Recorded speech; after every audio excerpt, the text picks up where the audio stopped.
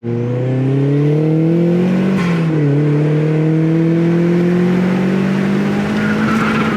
1989, there's been one car that's been synonymous with the term sports car. It's stuck to a very stringent formula for the entirety of its existence. It's a small, lightweight sports car, low power, cheap, easy to drive, except for the one time when it wasn't.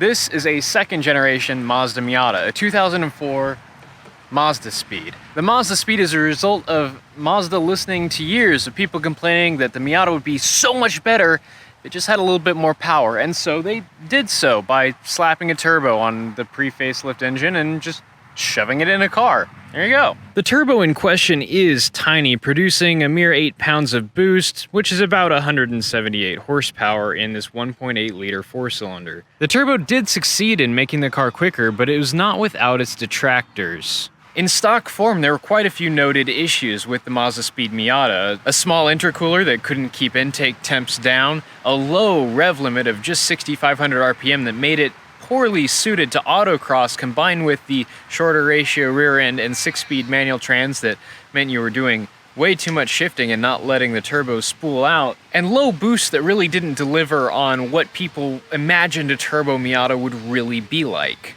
So here's my conspiracy theory. This car came out in 2004 and was only available through 04 and the 05 model years before a factory fire actually shut down production for good. In 2004, when this car was being produced, I almost guarantee that Mazda was already working on its successor, the NC, which came out in 2006. And in a little bit of internal politics, I'm gonna guess that they didn't want this to overshadow the new model. This makes 178 horsepower. When the NC Miata debuted with a naturally aspirated 2-liter four-cylinder, it made 170 horsepower, not too far off of the power of the turbocharged predecessor.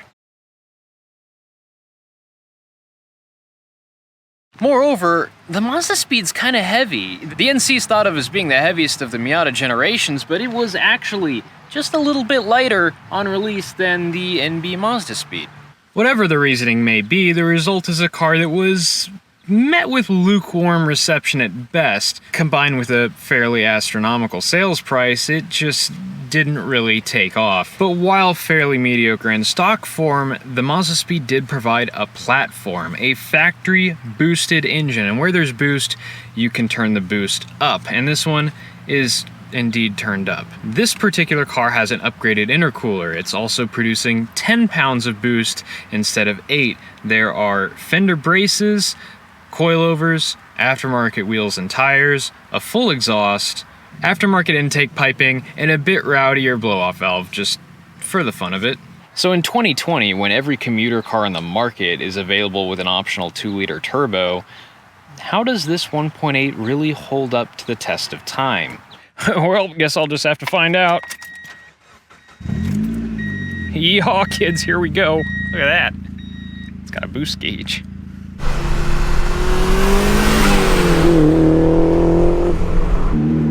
So I had a Miata very similar to this. It was a titanium silver metallic 2002 special edition, which was the only other Miata available in this color. What's weird comparing this to my 2008 NC, and this is something I never thought I'd say about a Miata, but the lack of torque. The NC has a lot more immediately available. I kind of, you gotta put a lot of pedal into it to make this go anywhere. And then it really starts going somewhere once the boost builds. So what coilovers does this have? Just some basic Tane Street Advance Z's. Okay. They ride okay. I mean, they're decent. Any sway bar upgrades? No, still stock sway bars. Interesting. Haven't found anything that catches my eye. And what exhaust is on here? A super rare Cork Sport 3-inch, and then a Bell Tuning Performance catless downpipe. Hence the check engine light. Let's see what the turbo response is like.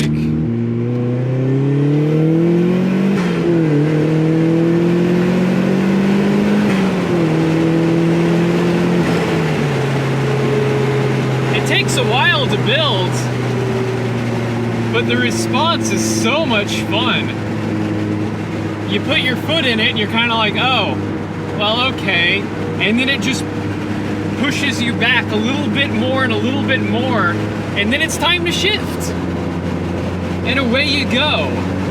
So I'm in 6, we're at 0 PSI, 5 PSI, 8 PSI, 10 PSI. It builds.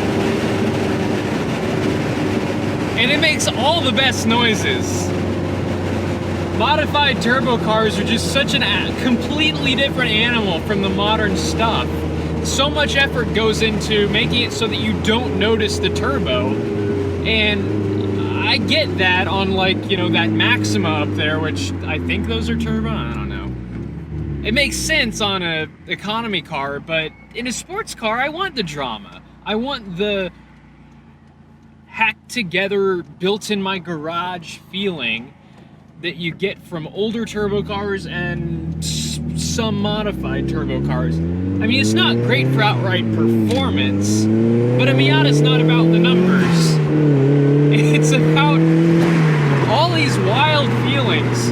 And I've never driven a stock one, so unfortunately I can't comment so much on that. But from what I hear, it is a lot more mellow. Let's see what the suspension does on this on-ramp here. Dang, that truck is just...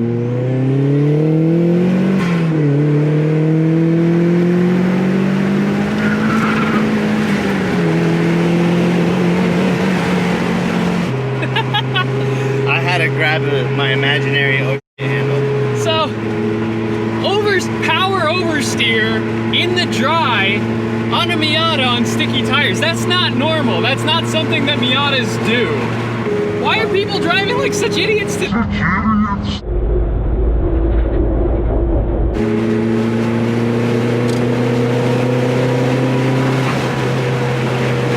That accelerates real nice when you're on the highway too. You want to go faster, you don't have to downshift. It just goes.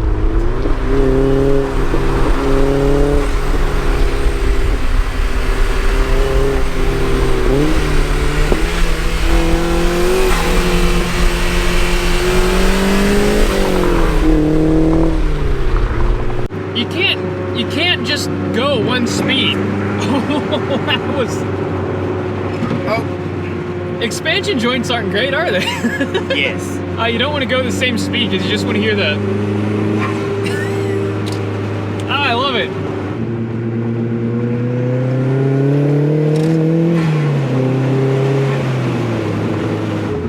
And there's sort of the problem with the Mazdaspeed as an around town car. As a Miata, you get going way too fast, way too quick. That's a common problem? Too fast in a Miata? Yeah. They're like, that's 40. That's it. You're at the speed limit now. The interesting thing that I'm reminded of is that under the skin, this is still pretty much the same as an NA Miata, and it's not particularly stiff.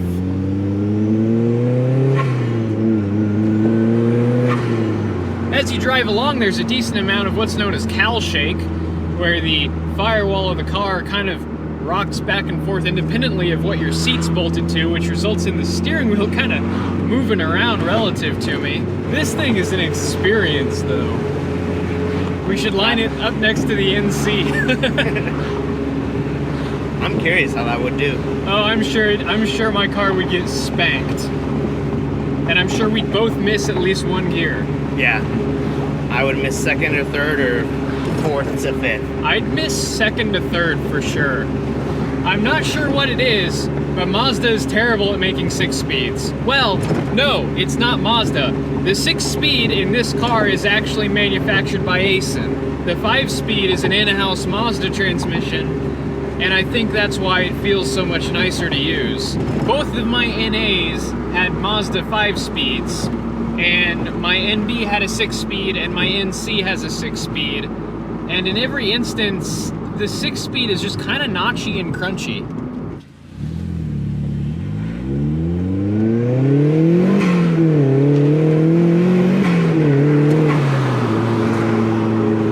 I am surprised with how small the turbo is, that the response isn't better. You know, you put your foot down, that just started passing into positive pressure. It takes a minute to spool up. I mean, it does only have a little 1.8 motor feeding it, but my first Miata was a 1.6 and I put a 3000 GT VR4 turbo on it, and that thing spooled instantly. The turbo was completely maxed at 8 PSI, but it got there in no time flat. I didn't realize how kind of numb my Miata, my NC Miata is in comparison to this, but you really do feel, everything feels a little bit lighter, a little bit more precise. The NC kind of seems to lean a bit towards more kind of a luxury car sort of feel. Very monolithic. Refined? Yeah. This is a much more raw experience, which you probably wouldn't want as much for a daily, but for a sports car, yeah, that's kind of where it's at. I mean, you saw how easy it was to catch when the back started sliding out. Absolutely everything was just being communicated with me.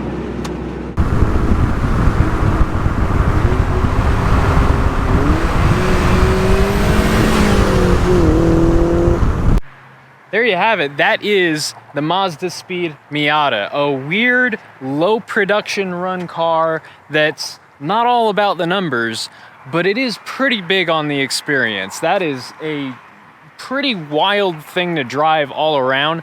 I'd absolutely love to take one of these on like a mountain road or something. I did find that the gear ratios on my O2, which was naturally aspirated, terrible for autocross, absolutely perfect for mountain driving. Third and fourth gear, that's where it all was.